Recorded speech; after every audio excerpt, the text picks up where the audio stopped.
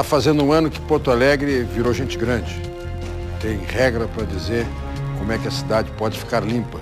Pena que se precise de legislação assim. O bom é que as pessoas trabalhassem adequadamente a nossa cidade, o jeito de viver nela, sem precisarmos de multas, aplicação de normas rígidas de fiscalização. Seria bom assim também no trânsito, né? Que a gente chegasse em uma esquina, pedisse para dobrar à direita e o carro ou a moto que vem por dentro, ao invés de acelerar para te fechar, porque sabes que tu queres entrar, cedesse a passagem. Que bom que as pessoas convivessem assim harmoniosamente, mas não é a realidade. A realidade exige, sim, legislação. E cada vez mais, neste tema de gerenciamento de resíduos, de como aproveitar aquilo que nós produzimos, as toneladas de lixo que produzimos todos os dias, é uma exigência que a sociedade moderna precisa regrar. E nós vamos tratar deste primeiro aniversário do regramento desta matéria em Porto Alegre com os convidados que estão aqui para Conversas Cruzadas, que está começando.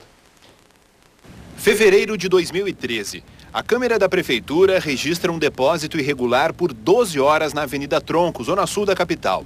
Repare que no começo da manhã, um caminhão recolhe boa parte do entulho. Mas basta ele sair que aos poucos moradores chegam, um depois do outro, e despejam todo tipo de lixo. Em poucas horas, o lugar está lotado de novo. As imagens foram feitas na época em que iniciou o monitoramento de resíduos na cidade. Um ano depois, em abril de 2014, começou a valer o novo Código de Limpeza Urbana. Agora, com a lei em vigor há um ano, a sujeira se espalha pelas ruas, mesmo em pequenas quantidades. Às vezes, bem embaixo da lixeira. E isso na frente de quem trabalha para manter a cidade limpa. É folheto, papel picoteado, fez de tudo. Garrafa, Toco de cigarro. Toco de cigarro que mais encontro. Veja só esse homem. Ele termina de fumar um cigarro e, sem constrangimento, joga o toco no chão. O mesmo faz esse outro, de camiseta rosa. Note que ele está bem ao lado da lixeira. Já o colega dele age diferente. Depois de tomar o café, coloca o copo no lixo. Eu acho que tem que dar bom exemplo, né? Jogou no chão. Joguei no chão. Costuma fazer isso? Não. Apesar que eu me cuido o mês todo. Eu sempre carrego um litrinho, sabe, de garrafinha, aquele de água, vazio. Como que a gente veio para Porto Alegre hoje eu não trouxe. Há um ano em vigor, o novo Código de Limpeza Urbana tornou mais rigorosa a punição para quem joga lixo na rua. Desde abril do ano passado, foram aplicadas mais de 900 multas, que variam de R$ 297 a R$ 4.700, dependendo da gravidade. E se a pessoa ou empresa for flagrada repetindo a imundície, a multa vem em dobro. Até agora, apenas 85 infrações foram pagas. Quem se negar fica com o nome sujo e pode ter problemas em concursos públicos e na hora de registrar imóveis no município. E em breve poderá parar no cadastro de maus pagadores. Para isso acontecer, a Prefeitura estuda um convênio com uma empresa especializada. Essa rua na Zona Norte é um dos maiores pontos de descarte irregular. Fica bem do lado de um riacho. É tanto lixo que já tomou conta de toda a calçada.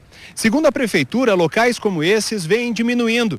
Mesmo assim, ainda são 339. Parece que ainda temos um longo caminho pela frente para conseguir eliminar os lixões de Porto Alegre. Além da poluição, de poluir o meio ambiente, tem as crianças que estudam aqui numa escola próxima e o retorno, tanto o trajeto delas como o retorno, é feito por cima do lixão. É desastroso. Fiscais do Departamento Municipal de Limpeza Urbana visitam os lixões para tentar identificar os responsáveis. Aqui eles recolhem documentos que podem servir como prova do descarte irregular. Mas parece que aos poucos as coisas começam a mudar. Eu já vi umas cenas assim que alguns jogam papel lixo no chão, e aí vem um outro e fala, ali os caras estão varrendo ali, porque tu não bota no lixo. Tem uns que chamam a atenção dos outros, tem uns que contribuem com a nossa limpeza. São convidados do programa o diretor-geral do Departamento Municipal de Limpeza Urbana, André Carus, o vereador de Porto Alegre pelo Partido Republicano da Ordem Social, Bernardino Vendrúsculo, o vereador do PT, Marcelo Garbosa, e o professor de Engenharia, Biologia e Gestão Ambiental na Unicinos, Jackson Miller. O Conversas Cruzadas tem o patrocínio de Funerárias Reunidas. Parcelamento em até 12 vezes no cartão de crédito. Sistema Fecomércio. Com você, a gente faz a economia girar. Univates. Para quem explora, as dúvidas nunca acabam. Setsergs, a força do transporte e logística. E Ceprorgs, uma plataforma de negócios e representatividade única. Mande seu recado, sua inquietação, sua pergunta para conversas.cruzadas@tvcom.com.br. Você pode também participar pelo Twitter. No caso do programa, é no singular ali, ó, @conversacruzada. E pode mandar também para o meu Twitter pessoal, @RS Cláudio Brito. Eu atendo aqui, respondo a você ao vivo aqui no programa. E a interatividade aqui no Conversas Cruzadas tem o patrocínio de Traduzca. Traduções... chegou aqui, mas pelo jeito é WhatsApp. Traduzca, traduções e simultâneas. Compromisso com a sua palavra desde 1998. Eu vou começar por quem representa o órgão público responsável pela execução das normas de limpeza urbana, o André Carus. Os resultados do primeiro ano da existência da nova legislação são satisfatórios, Carus? Boa noite, Brito. Boa noite, os vereadores Garbossi, Bernardino, professor Jackson e também aos telespectadores. Nós consideramos que o primeiro ano de aplicação do Código de Limpeza Urbana pode ser chamado de satisfatório, porque não apenas no número de multas que foram aplicadas, mas também porque nós qualificamos no conteúdo da lei e também no sentido da operação que é responsabilidade do DMLU, uma série de instrumentos. O primeiro deles, que nós podemos aqui colocar, foi o número de abordagens que foram realizadas pelos fiscais do DMLU, ações presenciais promovidas pelos fiscais, que nem todas resultaram em multas. Foram mais de 5.000 abordagens e boa parte delas, as pessoas, ao serem abordadas pelo fiscal, concordaram em retroceder naquela conduta que é considerada infração pela lei. Um outro aspecto importante foi a adesão maciça da população a essa nova legislação. Foram mais de 7.000 denúncias recebidas pelo 156, que é o canal de serviços da Prefeitura, e, obviamente, pela proporção de multas aplicadas e denúncias recebidas, também nem todas resultaram em multas. Mas boa parte delas permitiram que o DMLU executasse serviços dentro do seu limite operacional e dentro daquilo que lhe cabe, em situações de descarte irregular de lixo, como foi demonstrado ali no VT inicial do programa. E um dado que para nós tem uma relevância maior é a redução em 35% dos focos crônicos de lixo na cidade. O que são focos crônicos de lixo? Endereços públicos ou privados que ao longo do tempo foram consagrados como pontos de descarte daqueles resíduos que alimentam esse tipo de foco. Hospitais, por exemplo? Não. Não? Terrenos baldios. Os hospitais não causam isso? Vias públicas, enfim, praças, áreas verdes, espaços públicos de um modo geral, que alguém, num primeiro momento, descarta um eletrodoméstico, um móvel que não se utiliza, e outros acabam também praticando a mesma coisa. Nós tínhamos, desde que entrou em vigor o novo código, 459 focos, e pelo trabalho de fiscalização, de punição e também educativo e com o desenvolvimento de algumas ações colaborativas em diferentes bairros, reduzimos para 339. Dilúvio e Cavalhada, por exemplo. No Arroio Dilúvio, 3 pontos críticos nós podemos indicar na extensão da Avenida Ipiranga, que nós, com diálogo e também com o reforço da fiscalização e o apoio das câmeras que são monitoradas pelo Centro de Comando da capital, nós coibimos a esquina da Borges com a Ipiranga.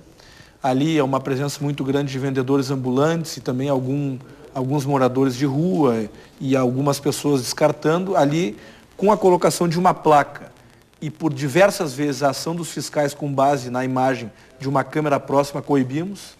Também num trecho entre a Érico Veríssimo e a Getúlio Vargas, havia na diagonal com a lateral do Teatro Renascença um foco crônico de lixo, onde conseguimos coibir também com esse trabalho de fiscalização, e um mais crítico, que responde também por um sistema clandestino de reciclagem, lá próximo à sede da ANRIGS, Associação Médica do Rio Grande do Sul, que fica entre a Guilherme Alves e a Salvador França. Ali a comunidade, também se sentindo atingida por aquele foco crônico, foi até o DMLU, exercemos as nossas ações fiscais, fizemos um trabalho também de envolvimento com os recicladores e conseguimos coibir. É bem verdade que há poucos dias esse foco acabou mudando de local e nós tivemos que fazer novas investidas. Mas para citar 3 exemplos, já que tu fizeste referência ao Arroio Dilúvio, que são emblemáticos e que produziram efeitos práticos a partir das ações. Também citei o da Cavalhada aqui. O Arroio Cavalhada, a Zona Sul, a gente pode afirmar, que é uma das regiões que melhor responderam a essas ações colaborativas de combate aos focos. Boa parte desses focos foram combatidos com ajardinamento e revitalização desses espaços. Um exemplo que se dá na Zona Sul, bem sucedido, é a da Avenida Vicente Montejo, que é uma avenida que tinha, na sua extensão, desde que ela tem início na Nonoai com a Cavalhada, até o acesso a Amapá, era rodeada por focos e nós conseguimos revitalizar aqueles espaços e, ao mesmo tempo, a população respondeu positivamente, não descartando mais. Fizemos plantios de folhagens, mudas de árvore, com apoio também da Secretaria Municipal do Meio Ambiente e, obviamente, que punimos aqueles que foram identificados responsáveis por essas condutas. Vereador Bernardino, como é que o senhor na Câmara tem acompanhado isso tudo? Como é que foi a sua posição na hora da aprovação da lei e o que entende esteja acontecendo agora? Bom, Brito, quero iniciar primeiro cumprimentando a ti e aos teus colegas comunicadores pelo dia de hoje. Dia do jornalista? Isso. Muito obrigado. Cumprimentar o professor Jackson Miller aqui, os 2 colegas, o André, que é vereador também, está secretário, e o Esgarbosa. É claro que assim, é bem complexa a coisa, não é fácil, né? Caruso sabe, não é fácil. Mas a gente precisa sinalizar com algumas situações. Vejam vocês que o lixo que foi mostrado é o lixo que está aparecendo. Agora nós temos um lixo que está nas tubulações da nossa rede de esgoto pluvial e cloacal. Que 70% da nossa rede de esgoto ela é mista. Logo, este lixo que costumeiramente passeia, principalmente quando chove, porque eu sou daqueles que eu entendo que de repente o caminhão do lixo tem dificuldade de cumprir horário. Mas aonde que está o maior problema aí? É nós encontrarmos uma solução para que esses sacos de lixo não fiquem na via pública esperando o caminhão. Porque nós temos aquele profissional, aquele cidadão, aquele sobrevivente da vida que vai ali mexer no lixo. E talvez este seja o autor, o culpado de levar o lixo lá no lixão. Acho injusto, o secretário me desculpe, que estejam lá no lixão catando algum documento para punir alguém.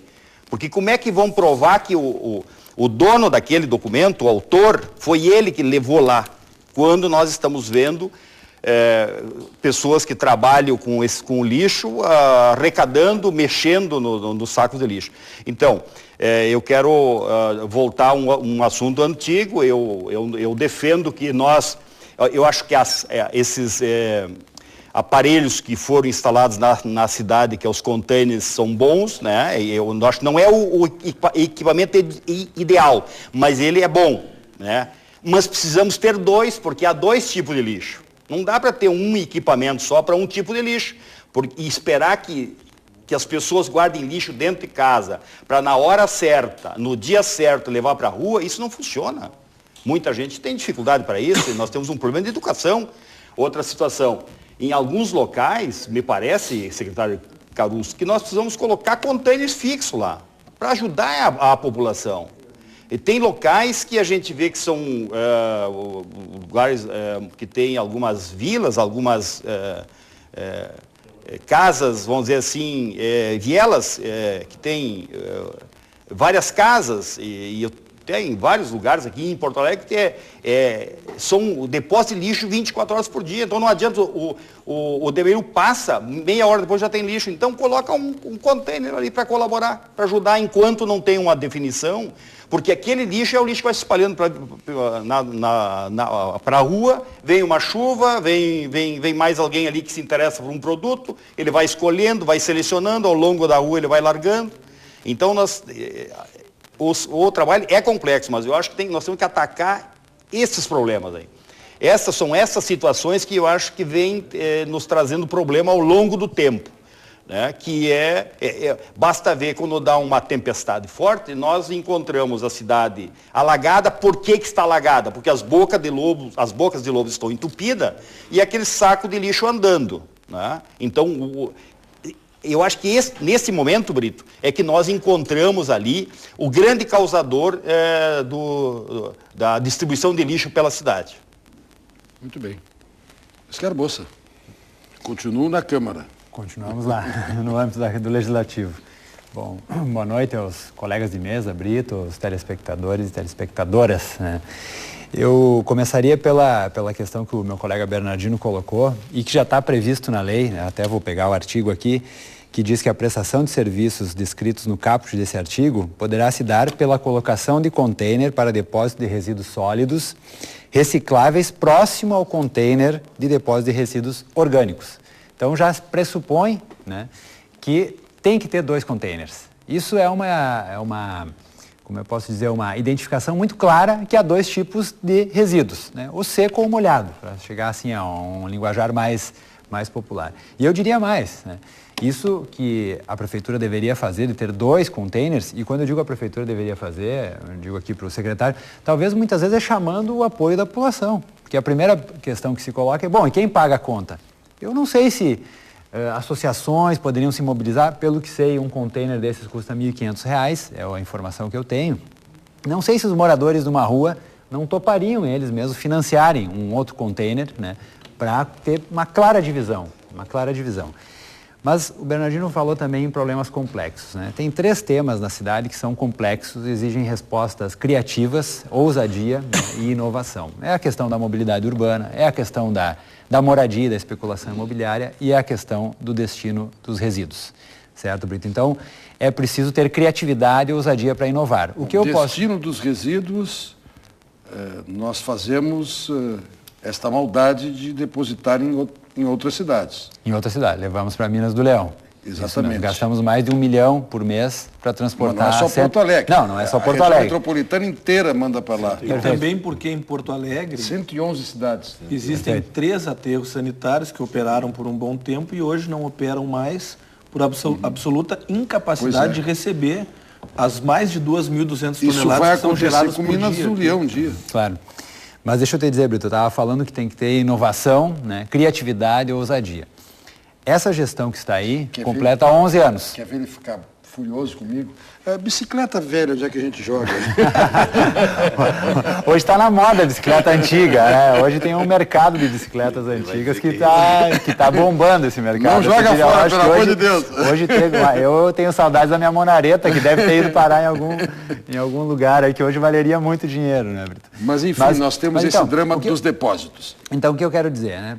Nós temos, é bom lembrar, não é que tudo começou um ano atrás, estamos fazendo um aniversário de uma lei, antes não tinha nada. Não, nós temos uma administração, né, da qual somos da oposição, que está aí há 11 anos.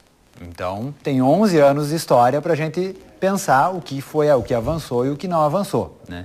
E eu percebo que há uma linha que não tem dado certo. Não tem dado certo. O que eu quero dizer com isso?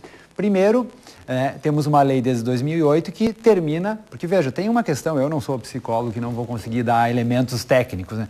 Mas quando o sujeito encontra uma cidade asseada, limpa, tudo no lugar, ele também, isso a gente vê muito nos banheiros, né? Se o banheiro está limpinho, o sujeito derrubou o papel no chão, ele vai lá e ele tem vergonha de deixar ele a sujeira. Se ele encontra meio solto, meio largado, ele vai lá e larga também, né? Eu não sei como explicar isso psicologicamente, mas a cidade também é assim. A cidade também é assim. É o caso de Gramado, o sujeito, né? Dizem muito do trânsito, o sujeito é agressivo aqui, vai para Gramado, ele respeita a faixa de pedestre. Então, estou pegando aqui um exemplo de outra área. O que está acontecendo como linha política dessa administração? Uma lei de 2008 termina com os carroceiros e carrinheiros, certo? E eu gostaria, assim, né, é uma outra lei, não é a lei, né, da limpeza urbana, mas encaminha muitos desses recicladores, que veja, eu estou dizendo isso porque nós poderíamos ter um outro modelo de coleta. Um modelo baseado na Política Nacional de Resíduos Sólidos, que inclusive dispensa a licitação para a contratação direta de cooperativas de recicladores. Enquanto que a prefeitura, enrolada que está nas inúmeras licitações que fizeram e problemas e recursos judiciais, a Lei Nacional de Resíduos Sólidos dispensa a licitação para a contratação direta das cooperativas. E, pasmem, né, há esse programa, que começou em 2008, do nosso atual vice-prefeito, que elimina no final desse ano a possibilidade da circulação de carroças e carrinhos. Tudo bem. O que fazem esses carroceiros e carrinheiros? Encaminha para... Já faz 8 anos o projeto. Sim, vai fechar em 2016. O projeto do Sebastião Melo, então, como vereador. Como vereador, termina agora o prazo em 2016. Eu me lembro dos debates aqui no Conversas Cruzadas antes da lei. Se teria, se não teria, o que fazer o carroceiro depois para profissionalizar-se. Muitos deles estão fazendo cursos de guardadores de automóveis. Eu tenho aqui as notícias do ano passado, eu tenho aqui metade do ano passado, a Secretaria realiza formatura de guardadores de automóveis, né, várias turmas que se formaram, guardadores de veículos e gestores de resíduos recebem certificados de guardadores de automóveis, tem aqui o programa Porto Alegre da Igualdade de Carroceiros e Carrinheiros e Catadores sendo formados em guardadores de automóveis, que dentre o currículo estudado no curso é como receber o cliente, comunicação, perfil pessoal, atendimento como diferencial competitivo. Vejam, é uma profissão, é uma atividade, né? Mas a justificativa que se usou para implementar essa lei, né, que agora vence no final desse ano, era de que aquela profissão era indigna.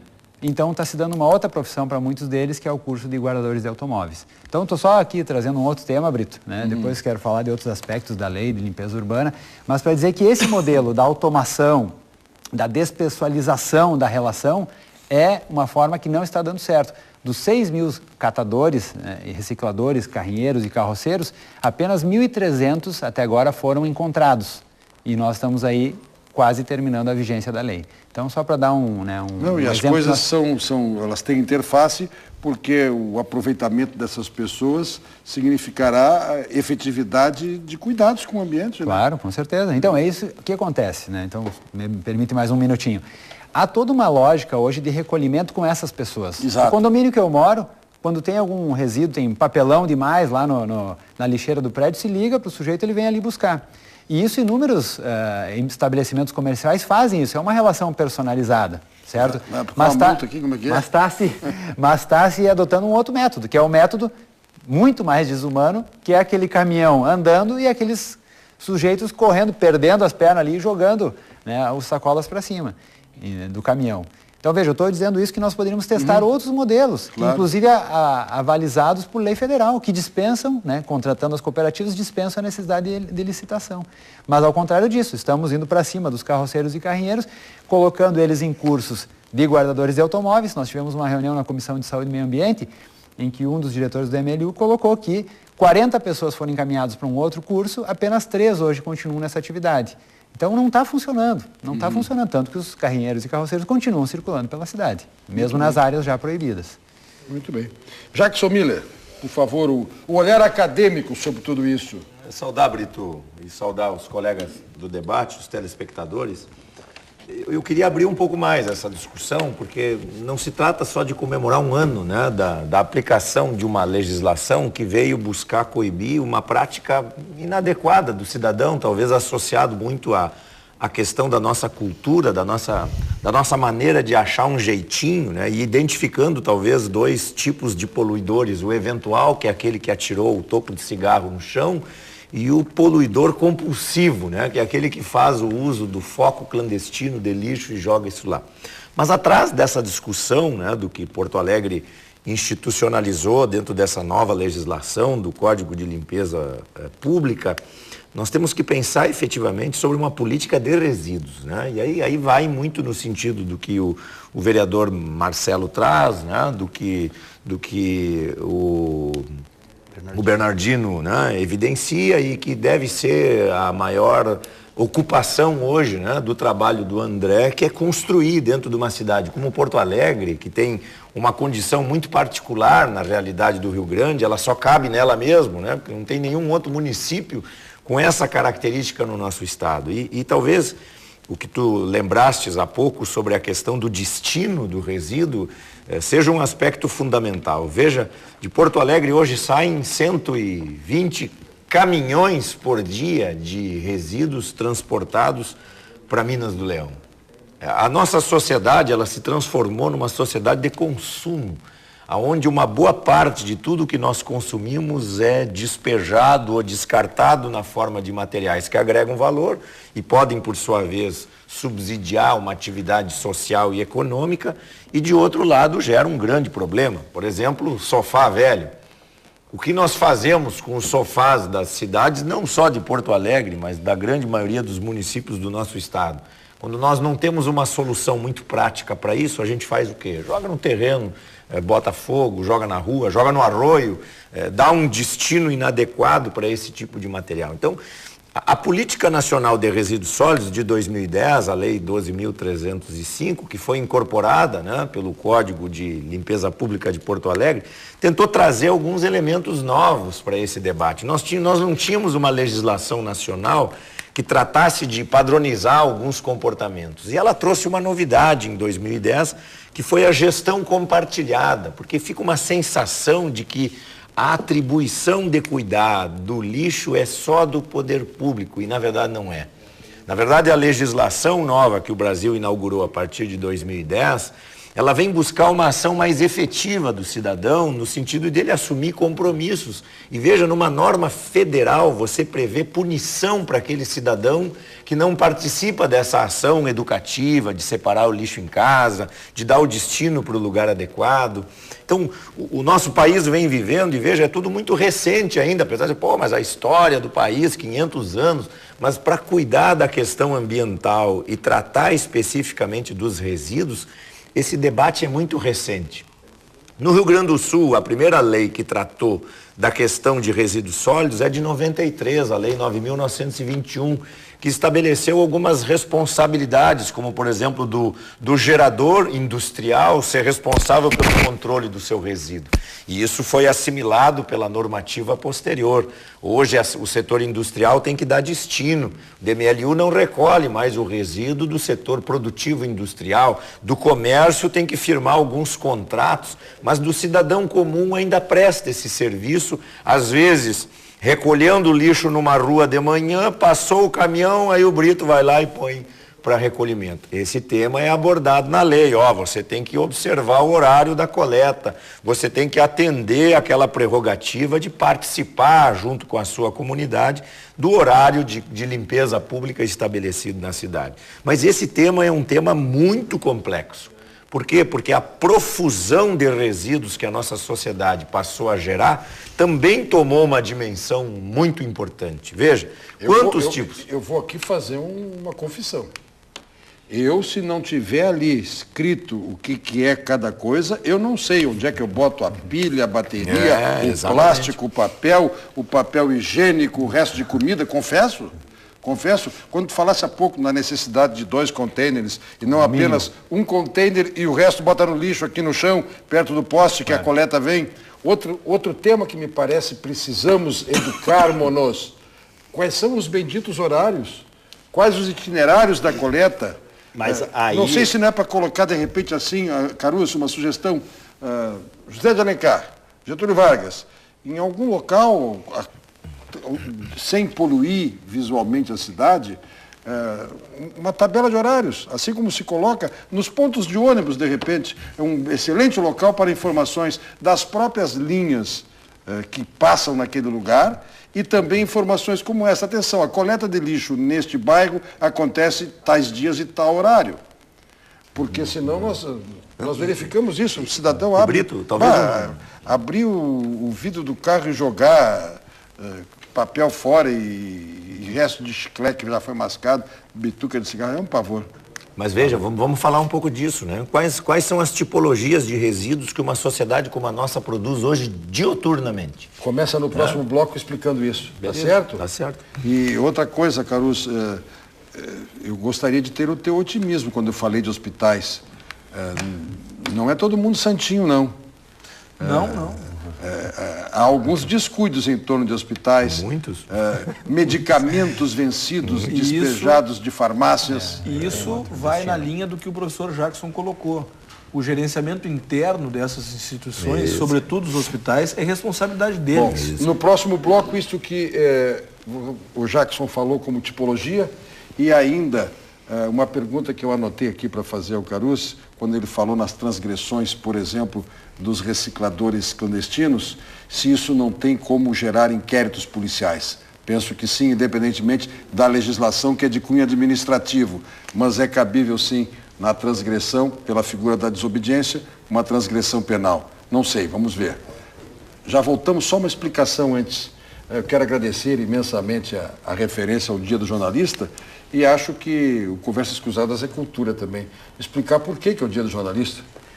Alguns perguntam, e eu recebi aqui vários recados depois que falaram nisso, depois que o Bernardino falou nisso, as pessoas saudando e alguns perguntando, mas não é 1º de junho? Então vamos devagar. Dia 1º de junho é o Dia da Imprensa Nacional, porque no dia 1º de junho foi que se publicou pela primeira vez o Correio Brasiliense com Z, em Londres. O Hipólito da Costa, gaúcho, patrono da imprensa brasileira, na clandestinidade que a imprensa tinha que nascer. Então, rodava em Londres e vinha em porão de navio. Bom, mais 1º de junho. 1º de junho. É o meu aniversário, então. Olha aí, ó. Parabéns. Deixar registrado aqui. Veio clandestino também. Houve um período que o Dia da Imprensa Nacional era 10 de setembro. Por quê? Porque é o dia da publicação da primeira edição do jornal A Gazeta no Brasil. Mais adiante, e nasceu no Rio Grande do Sul este movimento, o deputado Nelson Marquesan, em 99, foi quem levou ao Congresso Nacional a proposta. O Rio Grande do Sul, a ARI, que está completando aí 80 anos de existência, a Associação Rio Grandense de Imprensa, clamou pelo 1º de junho por achar significativo o fato de se rodar o jornal em Londres, porque aqui não deixavam, e o jornal vir clandestino. Bom, isto é o Dia da Imprensa, certo? O 1º de junho, que é o Dia da Imprensa. O Dia do Jornalista é 7 de abril, por uma questão também de liberdade de expressão e política. Líbero Badaró, que era médico e jornalista, em 1830, morreu, foi assassinado, porque vociferava contra o imperador. Brandia artigos contra Dom Pedro I, que em 7 de abril de 1831 abdicou. Forçado por aquelas circunstâncias, então se atribuiu a abdicação, que era um desejo nacional, na ocasião, era este o quadro, foi resultado do trabalho de jornalistas. E como um foi sacrificado por conta dos artigos que escrevia, então o dia 7 de abril tornou-se o Dia do Jornalista. A ABI, Associação Brasileira de Imprensa, por conta disso, foi fundada em 1908, no dia 7 de abril, para firmar a data e aplaudir. Então, com o surgimento da ABI e reverenciando Líbero Badaró e tudo que ele conseguiu no 7 de abril de 1831, surgiu aí o Dia do Jornalista deste país. É o Dia do Jornalista brasileiro e o 1º de junho é o Dia da Imprensa Nacional. Vou lá e já volto.